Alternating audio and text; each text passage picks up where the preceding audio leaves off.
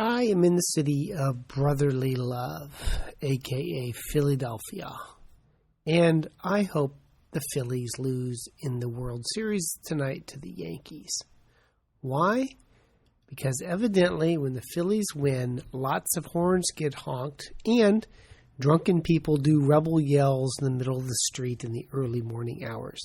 And I thought that we fought the Civil War for the precise reason that we never had to listen to another damn rebel yell as long as we live. Oh, damn. So welcome to a podcast. This one is the Gobbet Opus 31, Death by Herpes, from October 11th, 2008. Death by Herpes, I prefer chocolate. Maximus, laughing. You knew Marcus Aurelius? Proximo, very quickly and defensively. I didn't say I knew him. I said he touched me on the shoulder once. He gave me herpes. From the movie Gladiator. Well, kind of. Herpes simplex is a common virus. About 80% of Americans have HSV1 and 25% have HSV2. Type 1 causes mostly cold sores, and type 2 causes mostly genital disease. Although on occasion, type 1 can cause genital disease, and type 2 can cause oral lesions. How these strains switch places has never been adequately explained to me. People who have close traumatic contact can spread the virus to each other, the archetype being wrestlers, where hot, sweaty, bloody grappling can pass herpes. It has the name in wrestlers herpes gladatorum. I prefer the British name scrumpox, as it sounds much more disgusting and, like all things British, funny. Scrum. Scrum. A bumper sticker I often see says, rugby players eat their dead. So perhaps that is how type 2 herpes gets to the lips. Cannibalism. There is now a new variant of herpes in Japan called BGKL, which has been spreading amongst, of all things, sumo wrestlers. It has infected 39 sumo wrestlers over a 5-year period and actually killed 2 of them.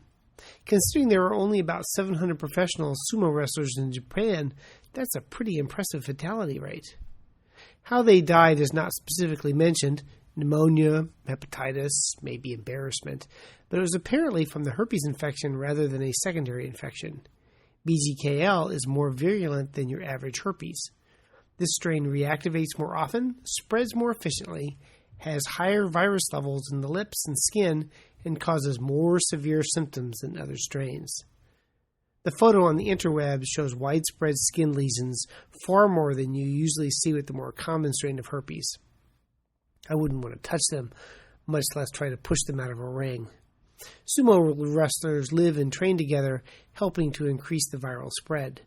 They live in stables, or so all the reports say, like Kobe beef cows. So I suppose horsing around helps spread the virus. There are puns I cannot avoid making. They postulate that this mutated from a form of herpes 1 because it is more infectious and is replacing the less virulent strain seen before in Japan. Quote, the BGKL frequency decreases in the geographical gradient suggests that this HSV1 variant has dispersed from Shikoku to the surrounding regions and then to more distant regions, end quote. So it is spreading out in Japan from an epicenter. Yet another in an endless series of examples in the microbial world of evolution, with organisms taking advantage of change in their environment, us, to multiply and spread.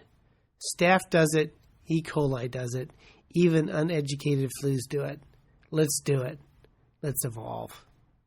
So if your travel plans include Japan, might I suggest no kissing the sumo wrestlers. Relevant articles include short communication analysis of herpes simplex virus type 1, restriction length, fragment polymorphism variants associated with herpes gladatorium and Kaposi's varicella eruption in sumo wrestlers from the Journal of General Virology, 2008, and a couple of others that you can find on PubMed. And now let me just say, go Yankees, beat Philly. I want a good night's sleep. And see you next time for a Gobbet Opus.